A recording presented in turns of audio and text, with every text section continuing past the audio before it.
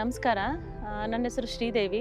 ನಾನು ಫೆಡಿನಲ್ಲಿ ಸುಮಾರು 10 ವರ್ಷಗಳಿಂದ ಅಸಂಘಟಿತ ಕಾರ್ಮಿಕರೊಡನೆ ಸಂಘಟನೆ ಮಾಡೋ ದಿಕ್ಕಲ್ಲಿ ಕೆಲಸ ಮಾಡ್ತಾ ಇದ್ದೀನಿ. ನಾವೇನೇನೆಲ್ಲ ಕಲ್ತಿದ್ದೀವಿ ಅಂತ ಹೇಳೋದಾದರೆ, ಬಹುಶಃ ಆ್ಯಕ್ಟಿವಿಟಿ ಮುಖಾಂತರ ಮತ್ತು ನಮ್ಮ ಕಮ್ಯುನಿಕೇಷನ್ ವಿಭಾಗ ಆಗಿರ್ಬೋದು, ನಮ್ಮ ಸಿಬ್ಬಂದಿಗಳ ಕಮ್ಯುನಿಕೇಷನು ಯಾವ ರೀತಿ ಇದೆ, ಯಾವುದ್ರಲ್ಲೆಲ್ಲ ಕೊರತೆ ಇದೆ, ಯಾವುದನ್ನ ಹೇಗೆ ಇಂಪ್ರೂವ್ ಮಾಡ್ಕೊಳ್ತೀವಿ, ಕಮ್ಯುನಿಕೇಷನ್ ಅನ್ನೋದು ಎಷ್ಟರ ಮಟ್ಟಿಗೆ ಮುಖ್ಯ ಆಗಿದೆ, ಅದು ನಮ್ಗೆ ತುಂಬ ಚೆನ್ನಾಗಿ ಅರ್ಥ ಆಯಿತು. ಡಿಜಿಟಲ್ ಕಮ್ಯುನಿಕೇಷನ್ ಆಗಿರ್ಬೋದು, ಡಿಜಿಟಲ್ ಕಮ್ಯುನಿಕೇಷನಲ್ಲಿ ಅಂತಂದರೆ ಏನೇನೆಲ್ಲ ಒಳಗೊಂಡಿದೆ, ನಾವು ಯಾವ ಥರ ಅದನ್ನು ಬಳಸ್ಕೊಳ್ತಾ ಇದ್ದೀವಿ ಮತ್ತು ಅದ್ರ ಪಿಲ್ಲರ್ಗಳೇನು ಅಂತ ಅನ್ನೋದು ಕೂಡ ನಿಜವಾಗ್ಲೂ ಒಂದು ರೀತಿಲಿ ಅರ್ಥೈಸುವಿಕೆ ನಮಗೆ ಬಂತು.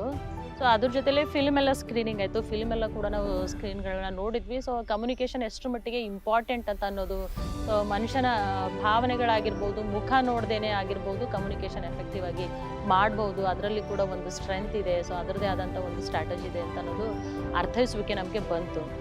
ನಮ್ಮ ಸಂಸ್ಥೆ ಒಳಗಡೆಗೆ ಯಾವ ಥರ ಇಂಟರ್ನಲ್ ಕಮ್ಯುನಿಕೇಷನ್ ಆಗುತ್ತೆ, ಎಕ್ಸ್ಟರ್ನಲ್ ಕಮ್ಯುನಿಕೇಷನ್ ಆಗುತ್ತೆ, ಇದನ್ನು ನಾವು ಎಕ್ಸಸೈಸ್ ಮುಖಾಂತರ ಆಗಿರ್ಬೋದು ಮತ್ತು ಪ್ರೆಸೆಂಟೇಷನ್ ಮಾಡೋ ಮುಖಾಂತರ ನಾವು ಅರ್ಥ ಮಾಡ್ಕೊಂಡ್ವಿ. ಇವನ್ ಅದಕ್ಕೆ ಸಂಬಂಧಪಟ್ಟಂಗೆ ಅಸೈನ್ಮೆಂಟ್ ಕೂಡ ನಮಗೆ ಕೊಟ್ಟಿರೋದ್ರಿಂದ ಬಹುಶಃ ಇನ್ನೂ ನಮ್ಮ ತಿಳುವಳಿಕೆ ಹೆಚ್ಚಿಗೆ ಆಯಿತು ಅಂತ ಅನಿಸುತ್ತೆ.